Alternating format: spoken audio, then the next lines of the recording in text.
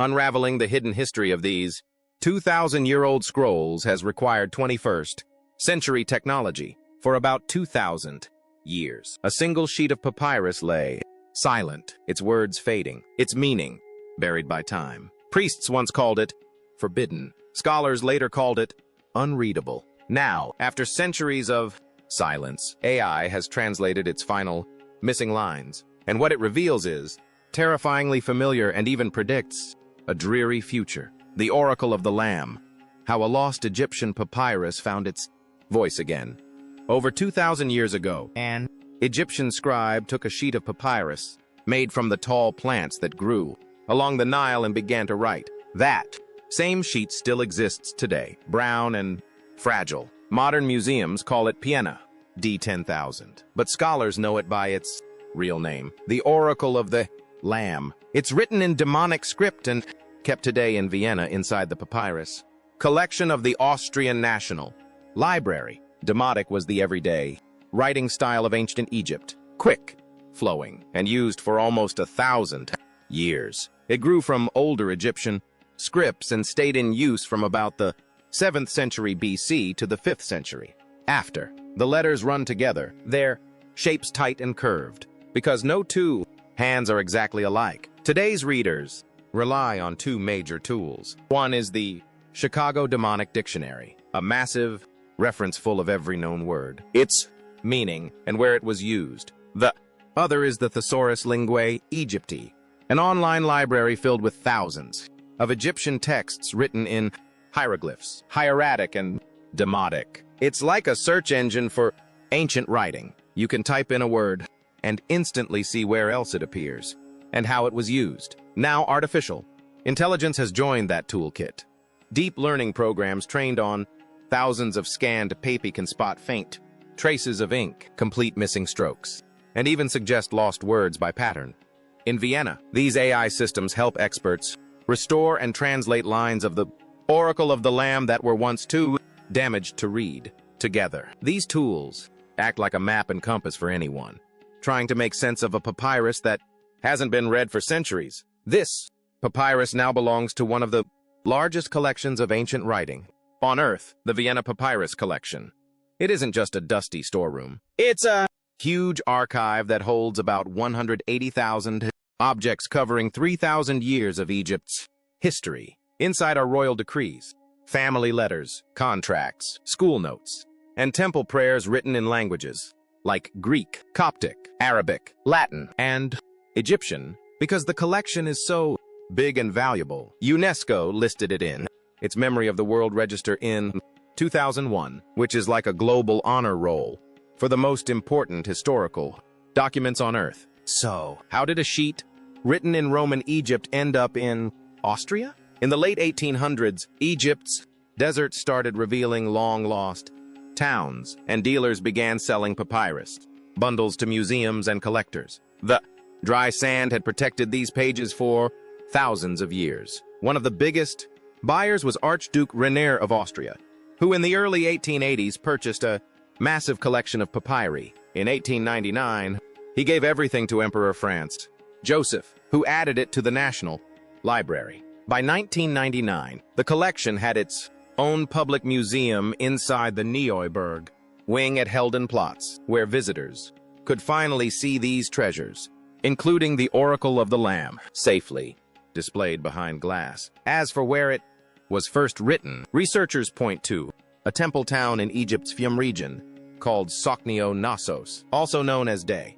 This small settlement was famous for its scribes during the Greek and Roman periods and produced hundreds of demonic writings. Many of those ended up in European libraries after being sold in the 19th century. According to the Trismegistos database, a kind of global catalog for ancient texts, this papyrus likely came from that same town. Sonopio, Knossos was not just another desert village. It was a lively temple, community filled with professional scribes who copied prayers, stories, and legal documents every day. Studies of handwriting from that area show the same patterns, the same curves and strokes appearing across many different papi. That consistency lets modern experts identify where a papyrus was written even if no one recorded its exact fine spot. Now to the papyrus itself. It's fragile, light as dried leaves, yet still marked by the hand that made it. Papyrus sheets were made by cutting the stalks of the plant into thin strips, laying them in 2 crossing layers, pressing them together, and letting them dry in the sun. Scribes used reed brushes dipped in black ink made from soot. Under a microscope, you can see the thin plant fibers crisscrossing under the writing with ink sitting on the top layer. In the Roman period, scribes wrote in neat, even lines, leaving small margins on each side to keep their work balanced. Every part of the Oracle of the Lamb fits that same careful style. Of course, 2,000 years of desert life took its toll. The edges of the papyrus are chipped, the corners are curled, and many letters have faded. To keep it safe, conservators sandwich it between solid clear panels, usually glass, so the sheet stays flat and untouched. Each time a papyrus is handled, its fibers weaken. So, modern preservation tries to limit any physical contact. Dating the Oracle of the Lamb is refreshingly simple because the scribe actually wrote the date himself, year 33 of Augustus. Historians convert that to the year 4 AD. The only question that remains is what that scribe meant when he wrote the mysterious words of the Oracle of the Lamb and what those words meant to the people of ancient Egypt who once believed in them. The prophecy of a world turned upside down.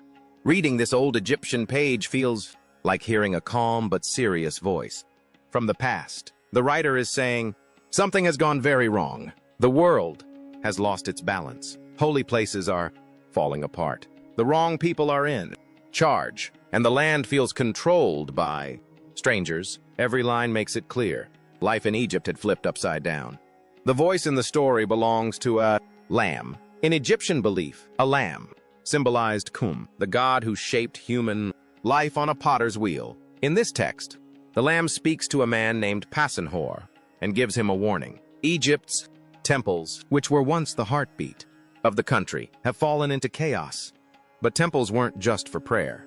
They stored food, paid workers, and managed time itself through festivals and rituals. When the temples fell, food, money, and faith all began to collapse together. That's why the prophecy begins there. When the center of daily life breaks, everything else falls apart with it. Then comes one of the most striking lines. The ruler becomes the ruled. That doesn't just mean someone lost their power. It means the entire order of the world has been reversed. The one who should lead now takes orders. The text repeats this idea over and over as if turning a cracked pot in the light to show every break. When the top falls, everything below it shakes. The writer wants you to feel the full shock of a world turned upside down. The text also points fingers at outsiders. It names the mess, an old Egyptian word for Persians, and says, the Greeks will take the white crown. That crown, tall and white, was the symbol of kingship in Upper Egypt. In other words, the writer is saying that foreigners have taken Egypt's power and glory. Its crown, its throne, and its pride now belong to strangers. For ordinary Egyptians, this would feel like watching their daily world fall apart a little more each day. Behind every line sits an old Egyptian belief about how life should work. Everything depends on 2 forces, M and Isvet. M means truth, order, and balance. When everything runs the way it's meant to, Isvet means chaos. When the world slides off its track, the prophecy doesn't offer a hero or a solution. It doesn't tell you how to fix things. It only shows you what it feels like when everything is wrong. And that is where the text suddenly feels modern.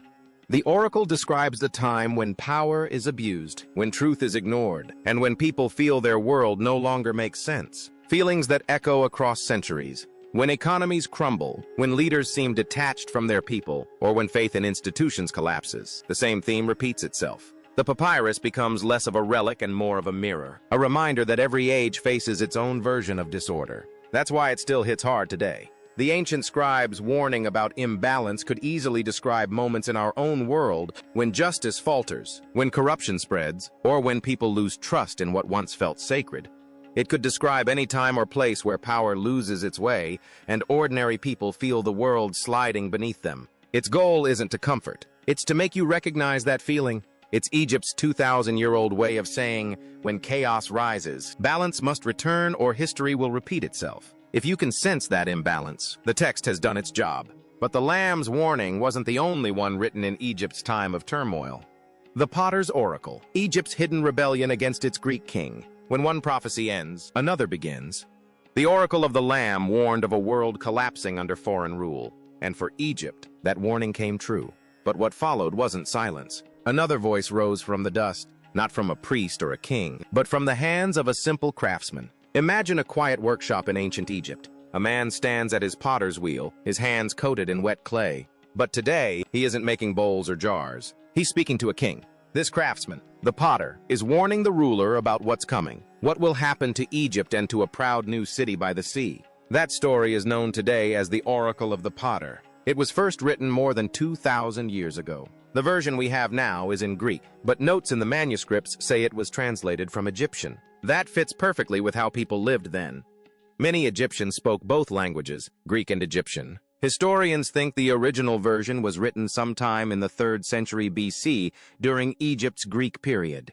The surviving copies we have were made later when the Romans ruled Egypt. To understand why this ancient text hits so hard, you have to picture Egypt at that time. After Alexander the Great conquered the region, a Greek royal family called the Ptolemies took the throne. They ruled Egypt for nearly 300 years, not from Thebes or Memphis, but from a brand new capital on the coast, Alexandria. Alexandria was dazzling. It had the biggest harbor in the Mediterranean, marble temples, Greek theaters, and the famous Library of Alexandria, where scholars from across the world came to study. But for native Egyptians, life in this new order felt complicated. Their country was still Egypt, but power now spoke Greek.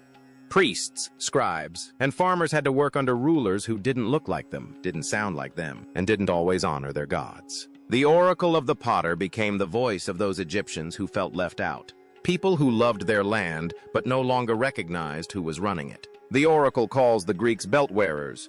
It's not a compliment. It's a mocking nickname that marks them as outsiders. The text also ties them to Typhon, a giant monster in Greek myth whom Egyptians linked to Set, their own god of storms, desert, and chaos. In other words, the potter is saying, these new rulers bring disorder wherever they go. The tone is sharp, angry, and honest. The setup of the story is simple but powerful. A potter, clearly a symbol of Khnum. The Egyptian creator god who made life from clay, speaks directly to King Amen. The story says the king writes the words down and reveals them to all men. That one line turns a private warning into a public statement. This is no secret prophecy whispered in shadows. It's a message meant for everyone. Then come the visions that make this text unforgettable. The belt wearers, meaning the Greeks, will destroy each other. The great city they built, Alexandria, will be left empty. Its protector, Agathos Daemon, shown as a great serpent, will leave. And another god, Hephaestus, will return to his old home in Memphis, the country's ancient capital near the Nile. In just a few sentences, the prophecy tears glory away from Alexandria and hands it back to Memphis, back to Egypt's true heart. The names of the gods in the story show how much Greek and Egyptian culture had blended together by then. People used Greek names for Egyptian gods all the time. Jesus was the Greek name for Ptah, the creator and craftsman god of Memphis. Agathos Daemon, the protective spirit of Alexandria, was the Greek version of Shai, Egypt's god of fate. The writer mixes the two languages on purpose. He's speaking to both sides, the Greeks and the Egyptians, using names that everyone would recognize. Then, with a twist, he turns that mix against the Greek rulers. Even the gods, he says, will side with Egypt and leave the foreigners to their ruin. But the potter never says Egypt will defeat them in war. He says they'll destroy themselves. Their empire will fall apart from the inside. That's why historians describe the Oracle of the Potter as anti-Talmudic, a protest wrapped in prophecy. It's not just anger, it's a plan. The story moves in 3 clean steps. It names who's guilty. It shows how they'll fall. It promises that order will return to Egypt. The survival of the text tells its own story. Several Greek copies were found on papyrus, and at least 2 show clear signs of editing. Some researchers believe one version was rewritten after the revolt of Harkessis, around 132 to 130 BC, when a local Egyptian leader tried to take back control of the south. That shows people didn't just read this oracle once and forget it. They went back to it whenever Egypt faced new trouble. It was like an old song people sang again every time life turned upside down. Centuries later, coins from Alexandria still showed the image of Agathos Daemon, the snake spirit crowned with royal symbols. That tells us how deeply the city's identity was tied to that protector. But Egypt's struggle didn't end with rebellion. It was also recorded, judged, and remembered. The Demodic Chronicle, how Egypt judged the kings who ruled it. Long after the potter's warning faded, Egypt kept writing, not in anger this time, but in judgment. When rebellion gave way to reflection, another scribe picked up the reed pen to record what the gods themselves might have thought of the kings who ruled. That sheet is known today as the Demodic Chronicle. It's one of the few surviving papyri written entirely in Demodic. This particular papyrus sits in Paris inside the National Library of France, catalogued as Papyrus Demodic 215. Most scholars agree it was written sometime in the 3rd century BC during the reign of Ptolemy III, a Greek ruler of Egypt. The text itself pretends to come from the age of an earlier king named Teos, but its tone and writing style make it clear. It was composed later, looking back at Egypt's past through the eyes of a new era. How did a piece of Egyptian prophecy end up in France? The story begins with Napoleon's campaign in Egypt at the end of the 18th century. His soldiers and scholars brought home not only battle trophies, but scrolls, statues, and papyri. European collectors and museums soon followed their lead. The French National Library built its papyrus collection throughout the 19th century, acquiring Egyptian and Greek texts through purchases, donations, and excavations. The Demodic Chronicle was one of those treasures, fragile, brown, and cracked, but still legible enough to preserve a priest's moral argument written more than 2,000 years ago. The Chronicle isn't history in the modern sense. It doesn't list years, wars, or taxes. Instead, it reads like a series of short moral judgments. Small blocks of text that sound almost like courtroom rulings. Each one delivers a verdict on a ruler who acted justly, who broke the sacred laws, and who paid the price. The writer's voice feels like that of a temple judge, not a storyteller. For every king, it asks the same question. Did he honor the gods and keep Egypt's laws? If the answer is yes, his reign lasts and the land prospers. If not, his rule collapses. That's the Chronicle's guiding rule. Moral order decides everything. The times it covers are clear. The text looks back to Egypt's last native dynasties, the 28th, 29th, and 30th. The harshest words in the papyrus fall on 3 Persian kings. Cambyses, who first conquered Egypt. Xerxes, who crushed revolts and stripped temple wealth. And Artaxerxes III, who reconquered Egypt after a brief period of freedom. The Chronicle calls them lawbreakers and desecrators, men who defied the gods and tore apart what was sacred. It doesn't dwell on their armies or victories. It paints them as symbols of arrogance, foreign rulers who mistook power for divine approval and who were punished for it. Finally, it throws one last glance at the new Greek rulers, hinting that they too will fail if they repeat the same mistakes. Running through all of this is a quiet, steady hope, the belief that a native king will rise, repair the damage, and restore balance. But the text never names him. It doesn't tie the promise to a date or a face. That open phrasing was intentional. It kept the prophecy timeless. Every generation that suffered under foreign rule could see its own hope in those lines. Reading the Chronicle isn't easy. The demonic script is fast, compact, and packed with meaning. Some lines are damaged or missing entirely, so scholars rely on annotated editions and translations that explain each phrase. In Demonic, even a small change, one curve of a pen, can shift the meaning of a line. That's why modern Egyptologists still debate how to interpret certain sections. The Chronicle also plays a clever trick with time. It pretends to be a prophecy from the past written before the events it describes. But in truth, it talks about things that had already happened by the time it was composed. By using this voice from the past, the author could speak about recent rulers and current politics without being openly rebellious. Instead of saying our Greek kings are corrupt, the text says the Mez and wicked kings of old lost everything because they broke the law. The message is clear without being direct. It's an ancient form of coded protest, one that let priests criticize the present while pretending to teach history. Even the papyrus itself tells a story. The demonic text was written on one side of the sheet, while the other side carries unrelated writings, including a short text about Cambyses, the Persian conqueror. Some researchers even described the sheet as a palace, meaning it had earlier writing that was scraped off and reused. Traces of faint Greek letters under the demonic confirmed that the papyrus was recycled in Egypt, just like parchment was in later centuries. It probably came from near Memphis, one of Egypt's old religious centers, where scribes often reused writing material.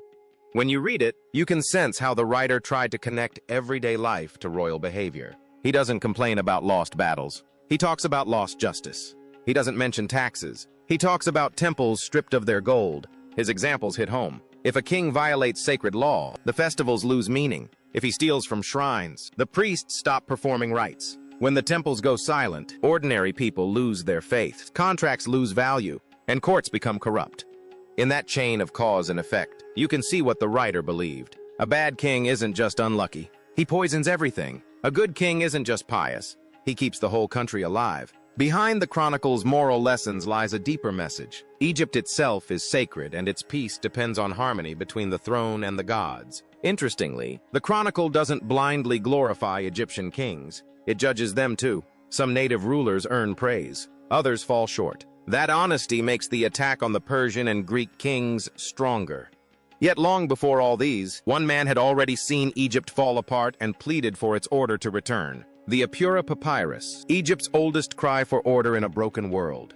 Even before Egypt judged its kings, someone else had already mourned the collapse of order itself. Long before the Greek rulers, before even the Persians, another voice had risen, one that didn't accuse, but pleaded. It came from the heart of the Middle Kingdom.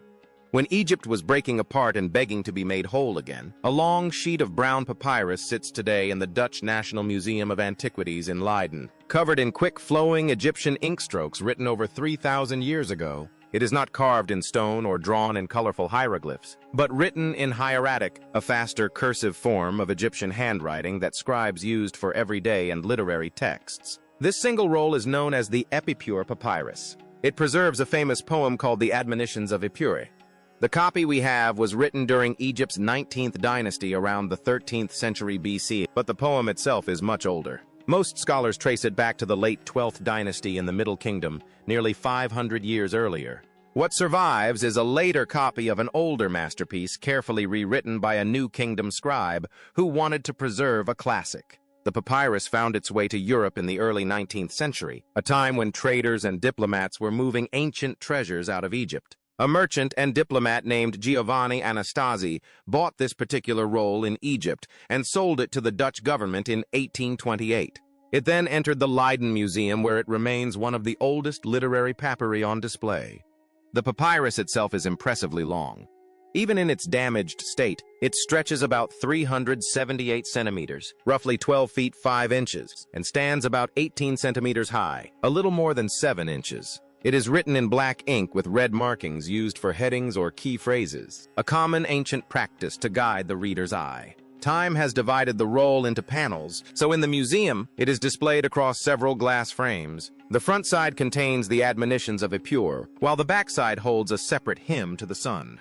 So what does the poem say? It is written as a speech by a man named Ipu, who addresses a figure called the Lord of All, likely the reigning king. In simple but haunting words, Ipuer describes a country turned upside down. The rich are poor, and the poor have taken their place. Servants run away from their masters. The nobles are hungry. Tombs are disturbed. Fields are barren. And in one unforgettable line, the river is blood. Through this chaos, Ipuer calls on the ruler to restore what the Egyptians called truth, balance, and right order. For ancient Egyptians, Mot was more than an idea. It was the foundation of the universe. When it held firm, the Nile flooded on time. The courts were fair, the temples flourished, and the years of peace added up, as they would say. When Mot broke, chaos, called Isfet, took over. Thanks for watching. Now, check out the videos popping up on screen for more unbelievable stories.